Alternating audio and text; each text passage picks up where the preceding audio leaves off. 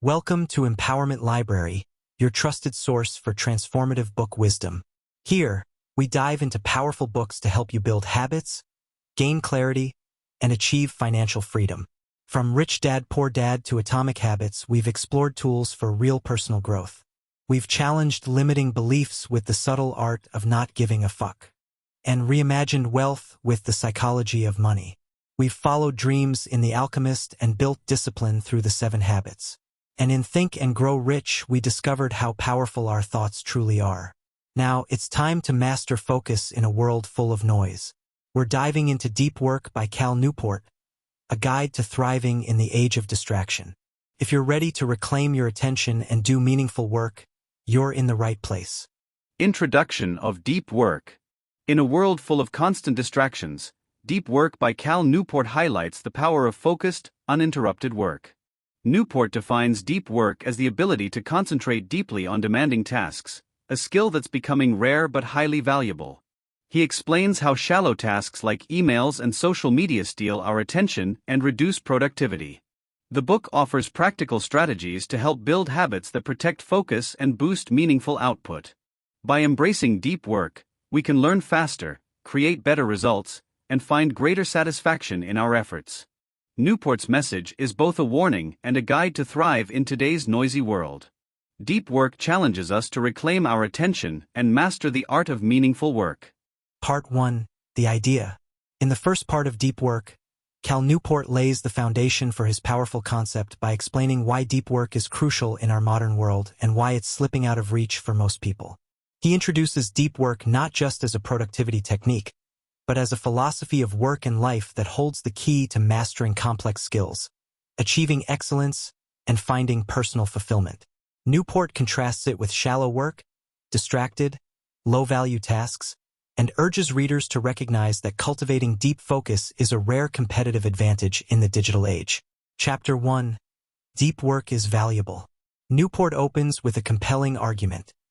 Deep work is incredibly valuable in today's economy. In a world overloaded with information and constant distractions, the ability to focus without interruption is becoming increasingly rare, and therefore more valuable than ever. Deep work allows individuals to learn complicated concepts quickly, solve hard problems efficiently, and produce high-quality output consistently. He illustrates that top performers, whether in tech, academia, or the arts, share one common trait. They've mastered the ability to enter a state of unbroken concentration. In contrast, multitasking and frequent interruptions lead to shallow results and mental exhaustion. Newport argues that those who can cultivate deep work will thrive professionally and creatively, rising above the noise and mediocrity of a distracted world. This chapter lays the groundwork for seeing deep work not just as a productivity tool, but as an essential career strategy, a skill that sets you apart in a world that rewards excellence and innovation. Chapter 2. Deep Work is Rare. Here, Newport shifts focus to an unsettling reality. While deep work is highly valuable, it is also increasingly rare. The modern workplace often rewards instant replies, fast switching between tasks, and a visible sense of busyness over actual impact. Email, chat apps, open offices, and constant notifications fragment our attention and create an environment where shallow work dominates. The chapter highlights how technology and cultural norms are rewiring our brains for distraction. Many organizations unintentionally discourage deep work by promoting reactive behavior, valuing speed over thoughtfulness, and failing to measure real productivity.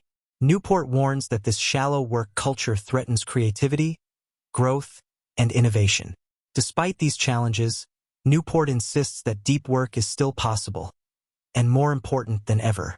The rarity of deep work amplifies its value, and those who can protect their focus will unlock unmatched professional rewards. This chapter serves as a wake-up call to actively fight for attention in an environment designed to steal it. Chapter 3. Deep Work is Meaningful. In this powerful chapter, Newport explores the emotional and existential benefits of deep work.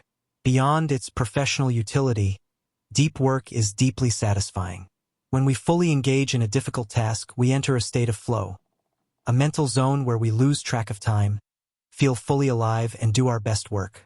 Newport draws on psychological and philosophical research to show that humans are wired to find joy in concentration, craftsmanship, and progress. Deep work taps into this natural drive, offering a sense of purpose and pride that shallow tasks can never provide. This chapter invites readers to see deep work as more than just a tool. It is a path to meaning in a noisy world. It contrasts the empty feeling of distraction-driven workdays with the fulfillment that comes from focused creation. Newport encourages us to redesign our routines so that we can reclaim depth, purpose, and satisfaction in our lives. Part 2: The Rules. In Part 2 of Deep Work, Cal Newport shifts from theory to action.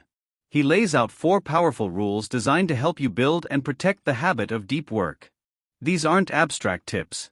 They're clear, practical strategies to overcome the noise of modern life and reclaim your focus.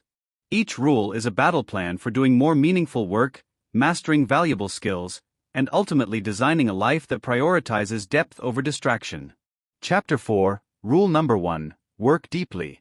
In this chapter, Cal Newport explains that deep work is not something we naturally fall into. It requires effort, discipline, and intentional design. Because willpower alone is unreliable, we need to create structured routines and rituals that encourage focus and minimize distraction. Newport presents different approaches to scheduling deep work, such as the monastic approach, which eliminates most distractions entirely, the bimodal strategy, which separates deep work and other obligations into distinct periods, the rhythmic method, which involves doing deep work at the same time each day, and the journalistic approach, which fits deep work in whenever possible. While each person must find what works best for them, the key is to be consistent.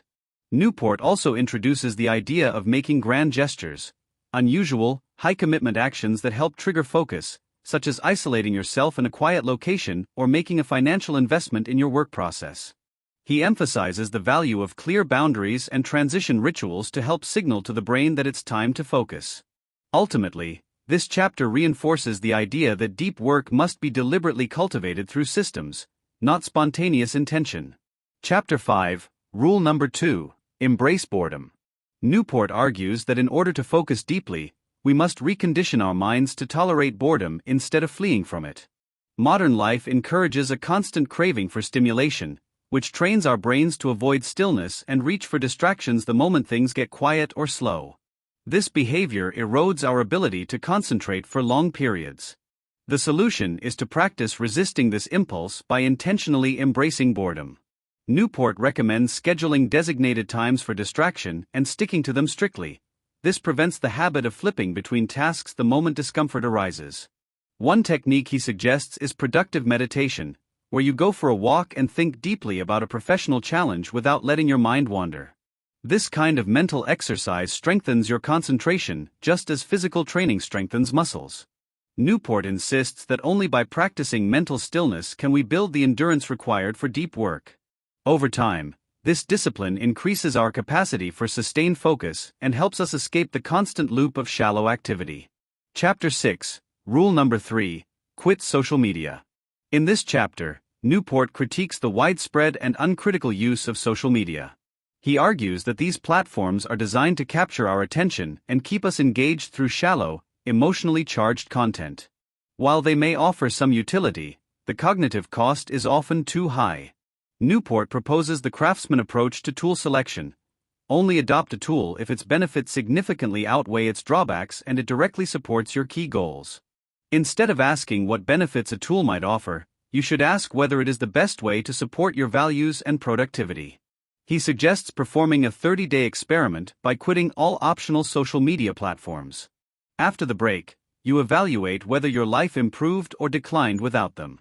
Most people find they gained more time, mental clarity, and focus. Newport stresses that this is not about rejecting technology altogether, but about being intentional with it. The goal is to reclaim control of your attention and use your time to pursue deeper, more meaningful work. Chapter 7, Rule Number 4: Drain the Shallows. The final rule focuses on eliminating or reducing shallow work. Tasks that are easy, quick, and often unimportant but can overwhelm your day if not managed carefully. Newport argues that even though shallow work might seem productive, it rarely contributes much real value. Examples include answering emails, attending unimportant meetings, or performing repetitive administrative tasks. To drain the shallows, Newport recommends time tracking and scheduling every part of your day, including time blocks for shallow work. This helps prevent it from spreading into time reserved for more meaningful tasks. He also advises setting firm limits on how available you are to others and encourages saying no to requests that don't serve your primary goals. By becoming more intentional with your time and protecting it from shallow obligations, you can dedicate more energy to the kind of deep work that produces lasting results. This chapter underscores that managing shallow work isn't just about efficiency. It's essential for protecting your ability to do high-quality, creative work. Conclusion. In conclusion, deep work teaches us that the ability to focus deeply in a distracted world is a rare and valuable skill. By cultivating habits that support intense concentration, working deeply, embracing boredom, quitting distracting social media, and minimizing shallow tasks, we can produce meaningful work and achieve greater fulfillment. Cal Newport's practical strategies offer a path to reclaiming our attention and mastering productivity in today's noisy environment. Embracing deep work not only enhances career success, but also enriches our personal satisfaction and sense of purpose. The challenge lies in committing to this disciplined approach, but the rewards are profound and lasting. Appendix.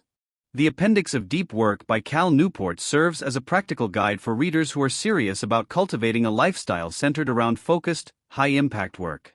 Newport introduces specific research-backed techniques such as time blocking, a method used by productivity giants like Elon Musk, who famously divides his day into 5-minute slots to maximize efficiency and focus.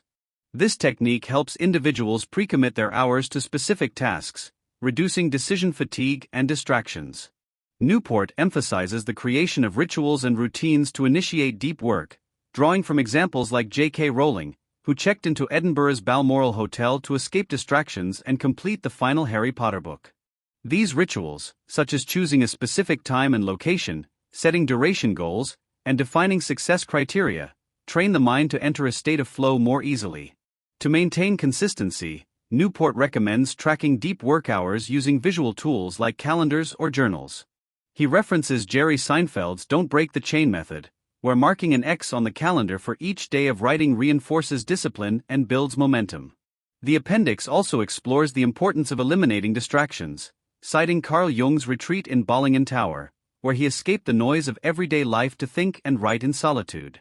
Newport brings in examples from academia and business as well. Adam Grant, one of the most productive professors at Wharton, batches all his meetings and emails into single days to protect uninterrupted time for research and writing. Likewise, Jason Fried, CEO of Basecamp, introduced No Talk Thursdays to create deep work conditions within a collaborative office environment. Newport also encourages using digital tools like Focus at Will, Pomodoro timers, and browser blockers such as Freedom or Cold Turkey to reinforce focus in tech-saturated spaces. He urges readers to perform weekly reviews of their deep work efforts to measure what worked, what didn't, and where improvements can be made, treating deep work not as a rigid system, but an evolving practice. Over time, these accumulated habits build intrinsic motivation, as people begin to associate deep work with meaningful achievement and professional growth. Newport cautions against treating deep work as a temporary productivity hack. Rather, he argues it should become a long-term lifestyle commitment, akin to how elite athletes maintain rigorous training routines not for instant results, but for sustained excellence. In conclusion, the appendix makes a compelling case that deep work is more than a set of tips. It is a transformative discipline, grounded in structure, supported by real-world success stories, and essential for thriving in an increasingly distracted world. Thank you for joining the Empowerment Library in exploring deep work by Cal Newport. If you found this video valuable, please give it a thumbs up and share your key takeaway in the comments below. Be sure to subscribe for more insightful book summaries designed to elevate your mindset and productivity. In our next episode, we will delve into Tiny Habits by B.J. Fogg, a transformative guide to building lasting positive change. As you reflect on today's content, I encourage you to select one principle to apply this week. Keep striving for growth, stay empowered, and I look forward to seeing you in the next episode.